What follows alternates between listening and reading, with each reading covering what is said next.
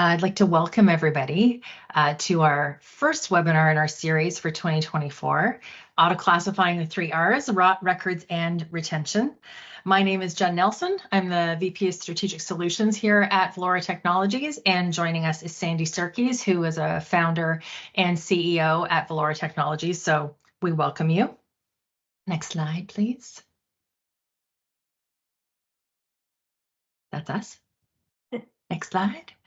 Here is you are here on March 26th on our first webinar for our 2024 series. So we're kind of running the gamut this year, starting with kind of back to the OG, back to rot, records, and retention, and then moving the year through privacy, through data minimization, and ending off the year with a little bit about generative AI. So if you haven't already, I encourage you to go to the site, our website at valoratech.com, and register for some upcoming webinar series. We'd love to have you. So before we start, I just want to give you a bit of an introduction to Valora in case this may be your first webinar. I see a lot of familiar faces and I welcome back, but for those who are new, welcome. And a little bit about Valora. We are an auto classification platform used by records managers, legal, compliance, data governance teams to find, locate, identify, and action data, regardless of where it lives across the enterprise. So we offer, of course, our technology, which is an enterprise-grade SaaS platform, the methodology, which is almost as equally important, with over 20 years of experience and a great professional services team behind that technology. And then we offer, with our Black Cat product, we have 2 products. Powerhouse is our auto classification engine, and Black Cat is the metadata management software suite that humans are now able to interact with and analyze data on a very doable scale. So that's a little bit about us. Our use cases where we usually help organizations is kind of in these 3 buckets. The first is information governance, certainly, and that's really where we're going to kind of get into today with rot, records, retention, workflow automations, system migrations. The second bucket is compliance. So that's kind of where all your data privacy regulations, your regulatory compliance comes in. And the third bucket is legal and finance. So early data assessment for e-discovery, legal hold, contracts management, things like that. So those are kind of the 3 main areas where we work with most folks. And what makes us a little different is this concept of true auto classification, and Sandy's going to get into that in a minute. We are repository agnostic, meaning it doesn't really matter where your data lives. We will find it, we will analyze it. We've got a very sophisticated solution offering, which Sandy again is going to touch on in a bit. Complete customization, a very strategic approach to approaching information governance as a whole, and of course data experts with over 24 years in business. So we know a thing or two about what we're doing. So that's a little bit about us, a little bit about you. Normally when we have when we're working with Zoom, we have polls, where are you coming from?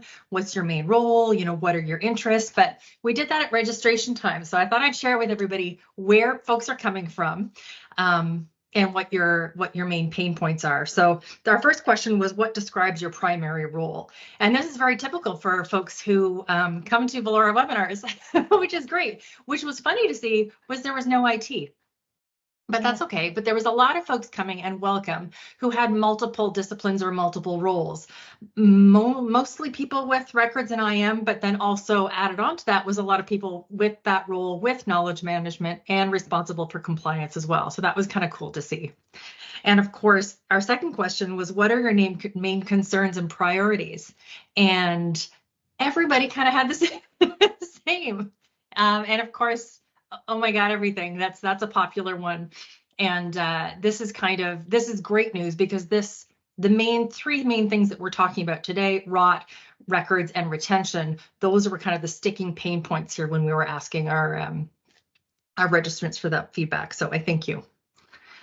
So what we're going to cover today, again, the 3 R's, we're going to go through a quick auto classification 101. There will be a test at the end. We're going to talk about how to classify and remove rot, how to auto-classify records the right way, and putting it all together with retention and lifecycle management using auto-classification as that base tool. And then, of course, some kind of tips and tricks on how to get started. So with that, I will hand it over to Sandy to give us our AutoClassification 101. All right, thank you, Jen. Appreciate that. Okay, everybody. I can't see who's exactly on the call. I'm sure some of you could give this portion of the webinar and ping me on the side if you'd like to do that in future. But otherwise, we're going to dive into AutoClassification 101. Everything you need to know in 5 minutes or less. Go. Okay. So in order to understand AutoClassification, it helps to understand classification. When we say that, what we mean is creating tags that relate to each piece of content, each file, each document, each record. And the tags are generally called metadata. So there's different kinds of metadata out there. There's metadata that comes from just being a file, like creation date or last modified date. And then there's more strategic type of classification. But classification is the practice of applying metadata tags to content. And this is still such an on-point slide. I've been using it for a long time because you can think about the application of metadata as a love note to the future. In other words, future you, future colleagues, future legal folks are going to be really, really glad that you, back in the day, applied metadata to your content. And I'm going to add now something that we haven't really discussed before, which is your future use of AI, of generative AI, is also going to be super glad that you have accurate, complete, consistent metadata, because nothing messes up an AI more than the lack of that. So it is the love note to the future, whether that be human or AI overlord, your choice. So I was just talking about classification in general, metadata in general. You can do it manually, and believe it or not, there are still organizations out there that are doing this, but it is basically impossible to keep up with that. The volume of data, the complexity of the metadata that's required, the stipulations about how, when, where, how long, who, are so overwhelming that it's basically an impossible task these days for human beings to do. Even in the best of circumstances, the best of intentions, good training, we're just sort of woefully equipped to keep up with this. And ultimately, it really comes down to kind of an ROI question. Yes, the value of that metadata is tremendous, but at what cost, at what manual cost of producing it, if only there was a way to automate this. Thus, we have auto-classification, which is, just so we're clear, is software that is performing that tagging and disposition step. And I want to talk for a minute about true auto-classification. Jen mentioned it earlier. So there is a lot of confusion out in the marketplace about what actual auto-classification is. True auto-classification, that means the software is doing the work. Something being suggested to you, or you person pick from a pick list, that's not really automated. At best, I would call that assisted classification. That is not the same as software. Just to give you an example, even somebody super smart, knows their subject area, has done a million of these files already, at best is going to be able to classify, let's say, 60 records per minute. That's 1 a second. That is fast, okay? The software does 10,000 a second, okay? There's just no comparison. There's only one of you, and there's quite a lot of processing power. I was going to say infinite, but that's not true, but effectively infinite. So you really want to take advantage of true auto-classification if you can. Okay, somebody out there is going, but what about Purview? So Purview, if you're not familiar, Purview is the packaging of Microsoft's various capabilities, one of which is supposedly auto-classification. It's not really true auto-classification. The human beings must set up tags and rules. You have to oversee the output. It can propagate, but it's very kind of lightweight and you can really get twisted into knots. So purview is kind of on the line. We would not, at Valora, we would not classify that as true auto classification. There are also a number of drawbacks to purview. That's my however column. It is quite expensive and only available V5. And the most important thing, this is a good example of it not being fully automated. If they cannot be changed, that's a huge drawback in case you've made a mistake or you want to change the rules or definitions by which you tag things, or the circumstances change. There may be new regulations that come out that render your past classification invalid. It's not really a sustainable position to not be able to change. Okay, so I've said Valora is true auto classification. Let's talk about what that really means. Again, this is software doing the work. So basically, software is going to analyze content. I'm going to get into in a minute sort of how that happens, but for now, analyze content and kind of parse or understand the text that is behind that content. So if it's a native electronic file, there'll be native electronic text. If it's not, if let's say it's a scanned image, then we run OCR. One way or another, we try to get to text, and then we start to fill out attributes. You know, what does this document say? Who wrote it? What are the key phrases? What are the key dates? Where did it come from? What's the tone? And on and on and on. Those are the attributes. Coming up with a document type. This is a really important cornerstone of this kind of work, which is to identify, that's the, what is this thing? Oh, it's a termination letter for an employee. That's a doc type. May very well also be a record, but at heart, the doc type is termination letter. And then we have the disposition algorithms, by which, in case people are not familiar with that term, we mean actioning and rules. How should this information be stored? Who has access? When does it expire? How will we delete it? Under what circumstances would we not delete it? Et cetera, et cetera. So that's what we mean by disposition. So that is what true auto classification is software performing this all the way down. There's a certain element of sophistication, and I've given you a bunch of examples of this. The gray in the bottom left, that just kind of comes along with being a file in the first place. But all the other colors here are the what we call enriched metadata. In other words, created or derived metadata based on that textual analysis that can produce, frankly, hundreds and hundreds, thousands of fields of metadata. Just to give people a feel, a typical Valora customer generally has about 60 or 70 different unique metadata fields. Some of them are simplistic. What's the document ID? What's the doc type? And there are every possible customization that you can think of, zip code, latitude, longitude, chemical names, brand names, all of those things are potential metadata values, very doable with auto classification. The recognition algorithms go through and say, what do you got? What do you got? I sometimes call this DNA sequencing a document and come up with that determination of, aha, this is a service agreement. I know because of this clause and this formatting and this custodian and, you know, taken together, all the clues tell me most likely outcome, service agreement.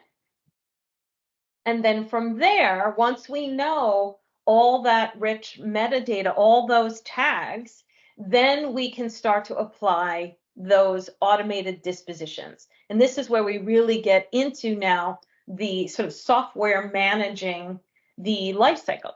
So here's a disposition rule example. Let's say the document type is a contract and the important date, maybe it's the effective date, the termination date, the final date of the last clause is prior to 1/1/2025, then we're going to keep it as active and retain it for +7 years. So you can kind of see these words in the italics, those are those metadata fields. They've been kind of strung together in what I call codelish, which is essentially a rules structure, an if-then kind of rules structure. If the circumstances are met, then execute blah, blah, blah, blah. And so this was a retention example, but you can see how all the other ones kind of follow suit. And we're actually going to walk through the big three today. Okay, so if you're still not getting it, hopefully these 3 slides in a row will make it crystal clear. So auto classification terms, this, which might be a line item in your, your File Explorer or your SharePoint, doesn't tell you a whole heck of a lot. What auto classification does is go into that document, open it up, parse it the same way you as a human would do, and goes through and goes, aha, I know what it's a contract, and here's the effective date, and these are the parties, and these are the terms, and there's that DNA sequencing, and comes up. Each one of these orange items is, one of, let's say, 60 metadata tags that it is tracking for this one file. And so then once you have those tags, right, step 1, tagging, step 2, analysis. Now we can say, okay, this is where we've crossed the line from the doc type is a contract. That is a different record class. This is an APAR contract. How do I know that? Maybe the source, maybe the signatory, maybe the terms, maybe what it's being purchased, actuarial services. Okay, there's enough clues that say, oh, this is an APAR contract. I'm going to go to line item, blah, blah, blah, the records retention schedule. And so therefore, this is its retention handling. This is the date at which it must expire. And then we can get into the fun stuff like how sensitive is it? Does it contain personal data? Does it contain trade secrets?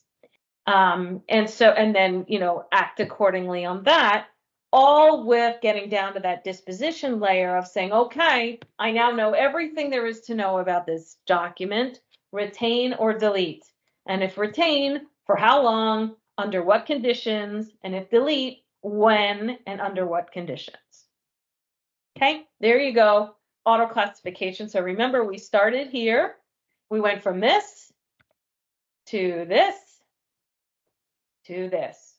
This is the single pane of glass where all of the analyzed content is brought together in kind of a bird's eye view, a dashboard view that says, tell me what I have. So I can see the world divided up by source, by document type, by record class, by what's already expired, what's rot, what's not, what has personal data, etc. A dashboard view of your data. Okay. That was auto classification. Okay, slightly more than 5 minutes. All right. I'm not going to go over all of these. We intend to send you guys these slides, so you'll have them at the ready. Usually people who are coming to the webinars are really pretty already excited about these concepts and bringing them back to their organizations. And part of your effort is to convince your colleagues or your senior management of that enthusiasm. So we supply slides like this for you to kind of help them with those checklist items that say, well, why should we do this? Okay, so let's dive in right now to the first of the R's, rot. For anybody who does not understand that term, what does rot stand for? It stands for redundant, obsolete, trivial. And basically you can think of that as the junk that is in every organization. Typically about 50% of the content that you are either kind of storing away in file shares and things like that, or even you've already kind of migrated it up to the cloud. The general rule of thumb is about 50%. That is also what we see in working with clients. That is a huge amount of data, and it is a huge expense to maintain. Imagine if 50% of your house was filled with junk. Maybe it is, but I sure hope not. Okay, so what's that risk? So what, 50%? That's only half, right, Sandy? So you can see some of the numbers along the bottom. These are various studies and news articles and organizations that track this information. The biggest thing is if your organization is spending upwards, let's say 2 million, 3 million or more on data storage costs, then removing the rot, is everybody listening? Because I did the math. Removing that rot will provide an ROI of 90%. Okay, I can show you that math if you like. It will cover the cost of an auto classification platform like Valora's 10 times over. That's just on the removal of rot. That alone usually gets attention. I know Jen said there were not many IT people on this call. That is what will open IT's eyes. Okay, so one of the biggest kind of rot offenders are duplicates. That is far and away, but between redundant, obsolete, and trivial, redundant is the biggest offender and the easiest one to find because you're looking for duplicates. And there's different levels of duplicates, and this is important for people to understand. Exact duplicates are forensically identical. They hash match, which is like a fingerprinting algorithm that says, yes, these two fingerprints match. They're identical copies. And that is, of course, what most people think of in terms of duplicates. There are also other kinds of duplicates. A common thing that we come across are what we call functional duplicates, which are, for all intents and purposes, the same, but they do not hash match out. Most common circumstance, someone saves a document in one format into another, a Word doc into PDF. Those are not going to hash, even though they're otherwise identical. And then near dupes, which are kind of like versions, or think of like a form letter being sent to 30,000 customers. All the wording is the same, except the recipient address is different. Those are near duplicates. Why do you care about that? Because they're good ways to segment an otherwise unknown or dark population to say, this is all the same stuff. We can treat this similarly. It allows for that kind of batch handling and kind of really big bang for the buck in terms of cleaning things out. So just to hammer home, what do we mean by functional duplicates? I will show you an exact example. On the left is a positively ancient FAQ about Valora's Powerhouse, and it was a Word file in a much older version of Word, as you can tell, and then we made a PDF. So just look at the size differential between the two of them, okay? They're otherwise the same document. They have the same content, the same layout, the same colors. They are going to auto-classify almost identically, except they probably have a different path. And one is .pdf and one is what's Word again? I forgot the extension on Word. Not XLS, that's the other one. So whatever the word extend, docx. Okay. The docx versus the PDF extension certainly will be different. So, again, a sophisticated auto-classifier will understand and appreciate that difference, but will also say, hey, these two are basically, they're not identical twins, but they're kind of fraternal twins. And what goes for one probably goes for the other, or perhaps you want to save one and not the other. Maybe you want to save the PDF as the final version. Maybe you want to save the Word as the origin version. Maybe you want to save both. But at least this way you have those options opened up before you. It's a great way to segment your rot. Okay, so now we're going to get into it full-on, everyday, garden variety rot. Not a duplicate, just a stupid email that's floating around that a well-meaning person sent out to everybody in your organization. How do we know this is junk?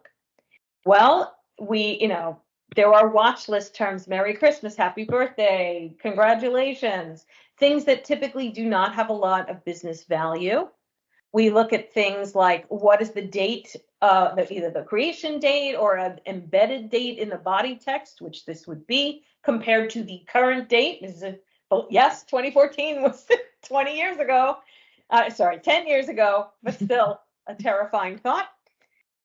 There's no other content beyond this. So the kind of signal to noise ratio is very low, heavy graphics. There's 4,000 identical copies out there. What does this suggest to us? Rot. This is junk. This can be removed. So you can either sit there and make decisions on this stuff, and you certainly can do that. You can inform the software kind of, how and when you want it to do things, or you can let it just do and execute the removal of things like this. By the way, this will not show up as spam unless you specifically marked it as such. This came from a colleague of yours at the time it was timely, and it's just sitting in your inbox or in some folder. That's not going to get picked up by a spam filter. So you do need more sophisticated handling there. So this is what it looks like then kind of back at the ranch, back inside Black Hat, once the kind of auto classification engine has run and done its analysis, pushes that information forth to that single pane of glass. Okay, let's look at the population. I have a small sliver that's not rot, but the majority is rot. And we kind of have this very common technique, this kind of increasing precision as we go down. So first, is it rot? Is it just rot? Yes or no? That's the first level. Then the second level is, well, okay, it's rot. I got it. But what type of rot? Is it redundant, obsolete, or trivial? Okay, got a lot of obsolete. And now this is one of the really cool hallmarks about auto classification, again, sophisticated auto classification, true auto classification, Valora's kind of auto classification, is providing a rationale as to why that tag was created, what we call the basis. That's a legal term. If you want to learn lots and lots about basis, come back when we're talking about data privacy, because everything you do in data privacy has to have a basis, but it's only a short, window until our records management and our rot tagging and our retention tagging also have to have a basis. Some of you out in the government already have a basis where, why are you saving this as a record, blah, blah, blah, because of, FAR, whatever. You guys are used to this notion of basis. But in the corporate world, we've been kind of getting away with it for a while. We are setting you up to be able to answer that basis question. Why? Why is this considered rot? Why should we delete it? Why are we storing it in the first place, etc.? That's what the basis does. It says this is obsolete because it is past retention. This is trivial because it's a picture of a baby. That is how the basis value kind of gets filled out. Okay, so that was rot. I'll stop for a second, Jen, in case there were any questions. You're on mute. I am on mute. No, we're good for questions right now. Okay, diving right into records then, the second R. So, and I'm going to call it auto classifying records the right way because there are way too many wrong ways out there, and every time I see them, I get angry. So I'm going to try and give you the right way. And that is first and foremost by mapping your classification to the records retention schedule. There, I put it in the title. But that's not the only thing. So what we try to do is get folks to think about retention as a spectrum. Why? Because there are things really you should dispose of like kind of yesterday, which are things that are rot. Why are you keeping 17 copies of something? Unless you have a basis for that, you really shouldn't be. It's just needless expense. That's kind of on the kind of dispose now end of things. On the keep end of things, there's permanent records. You may never get rid of this. Okay, fine. And then we have everything in between. We have things like legal hold, which obviously we need to keep until the hold is lifted. Repeat after me, universe. Holds get lifted because there are too many organizations that are quick to set up the hold, and rightly so. But then they kind of forget to lift that hold at the end. That is not good, clean living. And it's a dangerous precedent because eventually everything will wind up under legal hold. That is not what your retention schedule says. It is not what your policies are, and it's not what the law is either. So now you're kind of back to playing fast and loose, but in the other way, in the kind of upside down way, well, we'll just keep everything. That is not a particularly smart strategy either. Again, come back when we're talking about data privacy and the major pitfalls of holding everything forever. So you have legal hold that does have a period, the same with, kind of active files, but there should be an endpoint to those kind of holds and a way of implementing that endpoint. And then we also have what I would call the remove on demand. I'd like you to forget about me, please. There starts the 30-day or 45-day clock. That's the time you have to dispose. So we try to get customers, you can think of these in the records management world, you guys use the phrase playbook a lot. You can think of these as plays that need to be scoped out for auto classification purposes. And then this is just a tip. If you're looking for, well, okay, we have all this kind of data, where do we begin? I highly recommend you begin auto classification on orphan data, because nobody's going to give you any grief there, because nobody's paying attention to it. It's a great place to start. You can be a hero and clean up the thing that nobody else, I don't want to touch it. You can clean that up and then use that as a demonstration of how great everything is. So that's one of my tips for today. Let's get into, you guys saw this already. This is a good example of identifying the record class. Here is another one. So here is an employee termination letter. If you actually read through this letter, it's very funny. So, have some fun with that. But basically the same idea. Start pulling the relevant data facets out of this otherwise just plain text and start to produce that DNA sequencing, that set of enriched metadata that says, what is this? Oh, it's an employee termination letter, clearly termination for cause. And that is going to be a very specific record class, almost certainly in your retention schedule. So now we can start saying, oh, it's personnel record. We keep that for 7 years past the termination date. What's the termination date? There's an effective date to inform you of your termination, presumably on this date. Okay, see how important that date is? That body date. This letter might have been written 3 weeks ago, or they may have modified or something, but this is the termination date. That's going to kick off that retention period. So that's one of the many, many reasons you actually want to go into the body content to determine your tags. So it's going to set up all of these kind of workflows or more second order tags, record class, retention handling, sensitivity. Is this sensitive? Yes, this is business confidential. Does it contain personal data? You bet it does. It's someone's home address. Okay, so you can see kind of what happens here with the auto classification. And if you as a person were to enter this, there's about 20 or so fields just on this page, let alone the 20, 30 other ones underneath that aren't even showing at the moment. So again, the software is going to do this in a fraction of a second. You would probably sit here and read this and, kind of ponder and go ahead and fill that out. So this is how we're getting to record class. Sandy, in this example there, how is it pulling out the employee ID when the employee ID is not in the Excellent. text? Good question. So Astute Jen has mentioned that this is employee ID, blah, blah, blah. That is not written here. And so one of the things, again, that a sophisticated system will do, it's not just analyze the document right in front of me right this second. It's also connect to all those other systems in the organization that kind of have the answer. We call those guidance systems. So things like an HR database, a legal hold database, a list of all products, a list of all staff.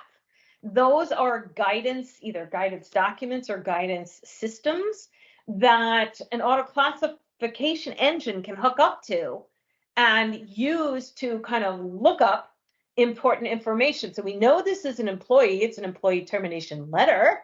We have the person's name, we have their title. So we can go look in, let's say, the HRIM system and say, who is this guy? And connect Eric Jacobson at this address to this employee ID number, so that now when we're making our black hat, our bird's eye view, our single pane of glass, we have this data connected to this guy and this document, even though it isn't actually present on the document. So slick. Okay. Good question. All right, so this is what it looks like. So these are some of those charts and things that's straight out of Black Hat. Show me, again, now we've run on all the data, show me the bird's eye view. Okay, so I can see, I have these types of different retention periods at play. I can see how many have already expired. Look, here's stuff that expired in the 2010s. Why are we still holding it? I really hope it's because it's under legal hold and not just, casual didn't quite get around to deleting it. And then also of my data set, what is the manner? We make a distinction between expiration date and expiration handling. The date is the date, and the handling is what is supposed to happen at that time. Increasingly, clients are getting comfortable with automated deletion, saying, let the software, when the date comes and the conditions are met, let the software go ahead and pull the trigger. Other organizations or other types of content not so comfortable, go get approval, go get someone clicking OK. All manner are supported, but obviously we would, as proponents of automation, we would recommend you try to get as automated as you realistically can. Sorry, I forgot to include this other view. That's the top is the kind of bird's eye, the chart view. And the bottom is a different view, what we call list view, is going in and actually seeing each line by line form and what the status is. Okay. So there are actually, I said we want to have, software do as much as we can. That's typically not a technological question, but a kind of work culture and change management type of question. And again, so we're going to support 3 different ways for actioning that content that either, hey, that's a record, it needs to be moved to, a more permanent location, or that's ROD, it needs to be deleted, or that's past retention, it needs to be deleted. So you can have the software do it all by itself. You can have the software generate essentially a script for your IT team that is kind of like, here's the list, go ahead, you can go ahead and safely delete these. Or you can guide employees with their own self-service. Here's a report, employee Sue. You need to, here, this is what it looks like. Here are the files that are in your, either your personal workspace or maybe you're the department head and your department share that are past retention. Again, this is the file. This is what we recommend you do. And then why did we say you should or should not keep it? And here's how to get to it directly. Okay. So again, trying to, for those organizations that want to include their employees and their colleagues in the disposition of data, this is an excellent, excellent way to do it. Not only is it an Excel, but it's a link to Excel. You can kind of see that.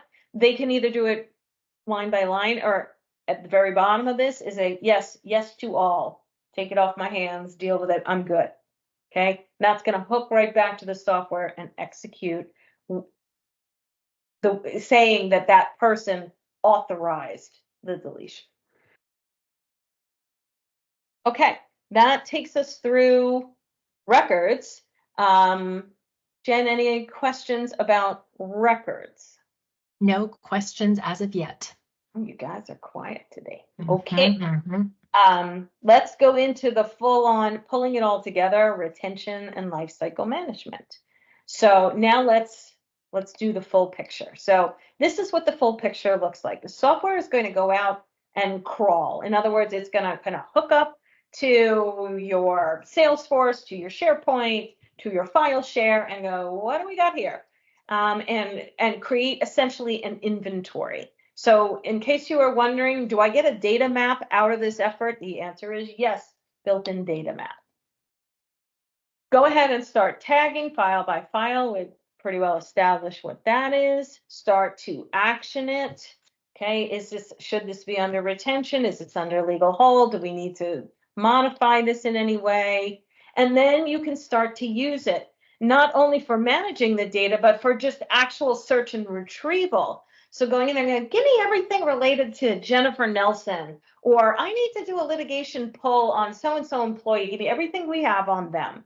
Again, this is looking across those platforms, so it makes data inquiries like that really, really easy.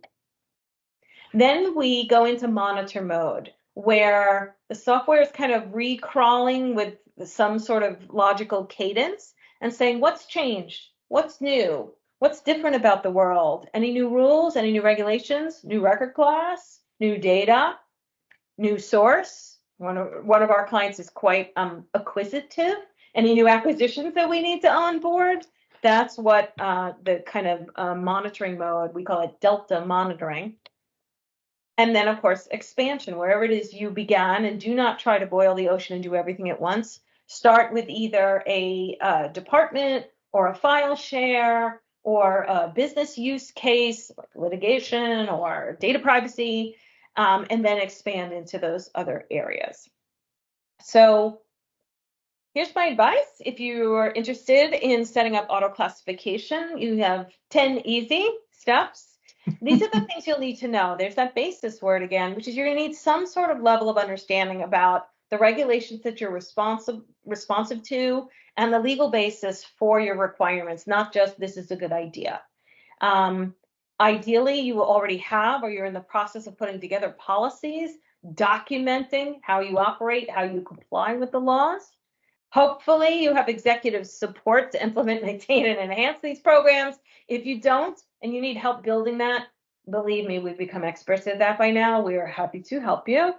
And then, of course, you'll need appropriate tools and the ongoing diligence and management. So this is just, kind of setting the expectations. This is a checklist for you. Do I have all 5 of these things? If you do, you're ready to get started. And this is what you're going to do. You're going to do that data inventory. Software is going to do it. You're going to establish those tagging criteria, the retention criteria. And then the software is going to do what we call a baseline tag. Together, we'll help you remove that low-hanging fruit, which is probably about half the population, removing rots, removing dupes, getting stuff that you shouldn't have anymore out of there, and then implement that automated retention henceforth forever so that you are always, always in compliance. So that is the kind of the roadmap on how to do the records and the retention piece correctly. Just to kind of show you the picture of the kind of tags that you will see. I mean, we've talked about almost all of these during the course of this webinar, but here's a handy little slide in case you need it of what do we get kind of at the end of this analysis. Here are some of your delicious metadata tags right there. And so then finally, if you want to see kind of what it looks like, basically on the left, let's say these are your various data stores. Some are on-prem, some are in the cloud, some are with a SaaS provider. And so what happens is we hook up to those various systems using something called a connector. A connector is just a tiny little piece of software that utilizes an API, an application programming interface, that these systems all have. If you're familiar with the Microsoft one, it's the Graph family of APIs. And so the software agent connects through the API and says, what you got in there? Let's take a little inventory. Then puts that inventory into Powerhouse, runs its analysis. Then the other way, other agent puts stuff out into Black Hat or possibly back even into the source systems itself. Some of these systems can handle 50 fields of rich metadata. SharePoint is a good example of that. So if you want that information to go to SharePoint, you can. You don't only have to have it in Black Hat. But this is kind of what the sequence of activity looks like. And this is something that you can take to your organization. This will serve as a kind of an architectural diagram. We're going to be touching our data. What are you going to be doing? This. And then finally, if you're interested in all this, and I sure hope you are because you've come to this webinar, the important things to think about are how much data do you have? In other words, there are different types of solutions out there. If your organization, if you have less than 10 terabytes of data total in your entire organization, you may think about the world differently than someone we spoke to yesterday who had 10 petabytes of information, and that was just in one area. So at least over here in Valora land, the solutions come in sizes. You can think of them as small, medium, large, going from down to up. This is large, medium, small. So again, it's a good thing to know if you're kind of contemplating auto classification, how much data are you talking about? And if you tend to speak more in quantity of files as opposed to the data size, these are data sizes. And by the way, that is uncompressed data size. So if you have everything all zipped up, that doesn't count. Unzip it and then do your data count. But if you're thinking more in documents, we have 14 million documents. The general rule of thumb conversion is a gigabyte is about 2,500 or 3,000 documents. So that's how you can talk in and out of those two metrics.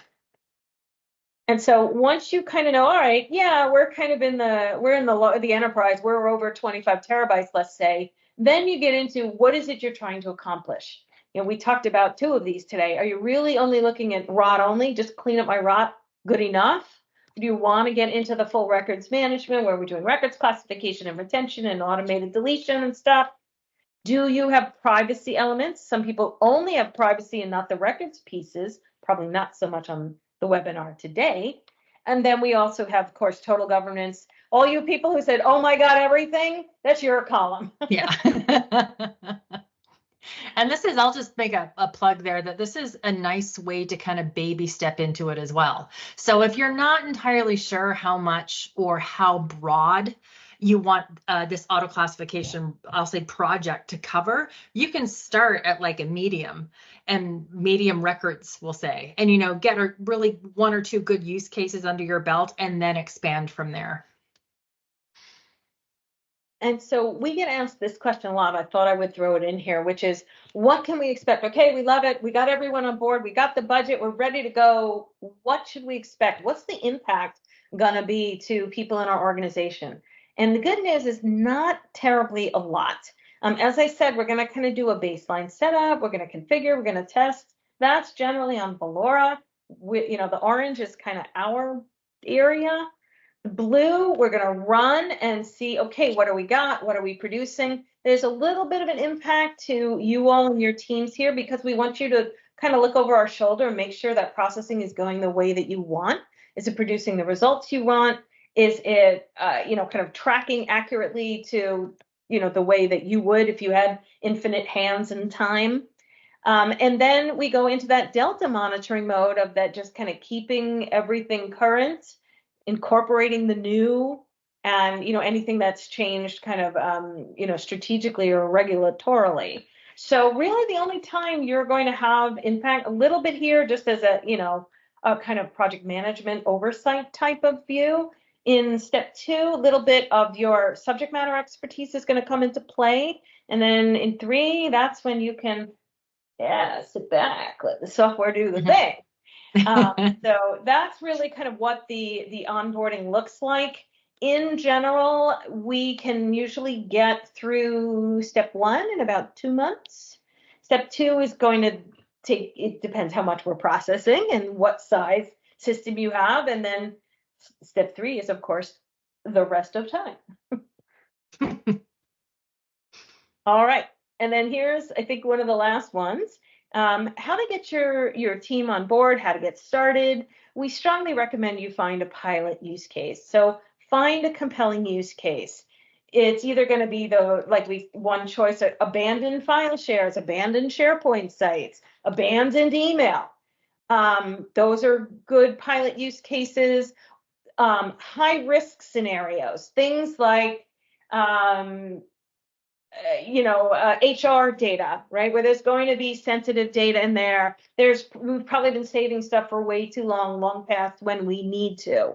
Maybe legal applications.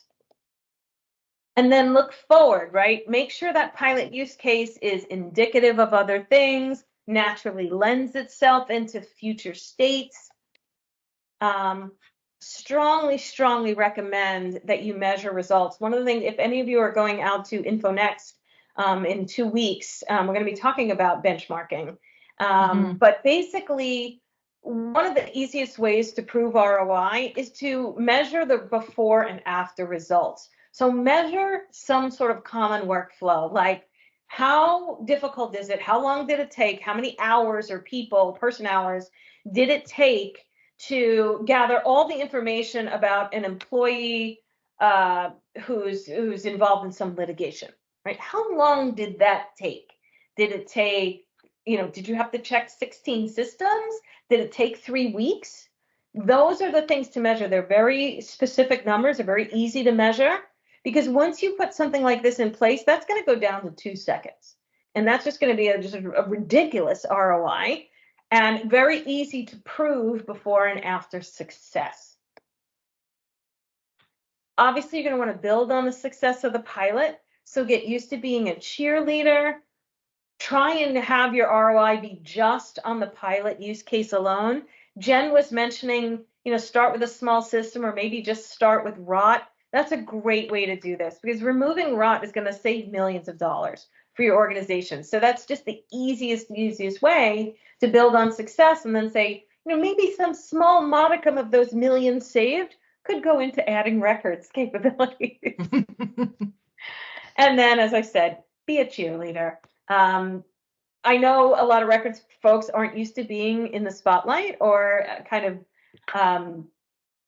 places where spectacular things that have wide-ranging effects take place, but it is your moment, folks. I highly recommend it. It's a great way to get visibility in your organization. More importantly, it's a great way to get more people on board the information governance train. So don't be afraid of showing what you can do. And then finally, if you're looking for what I call the sister use cases, maybe you're in records, maybe you're in privacy, maybe you're in legal. Everybody in these 6 boxes, together, you all have an incentive to have your content auto-classified. It serves all of these purposes basically simultaneously. So it's a great way to get consensus, maybe shared budget, shared reward, so that you can have one system instead of 6 to support all these different areas. So that takes us to the end of our presentation. Look at that, with 5 minutes for Q&A. Thank you so much for everyone for joining us today.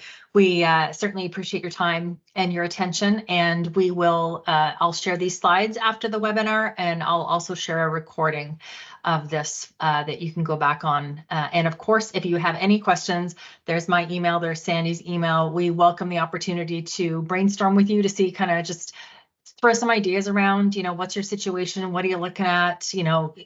Can we help?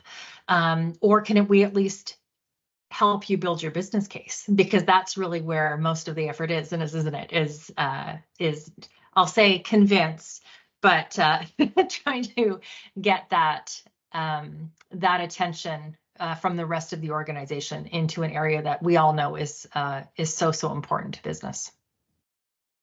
Awesome. Well, why don't we leave it there? I don't see any other questions coming in. Thank you, everyone, and we'll see you next time. Thanks, Andy. Bye. Thanks. Bye.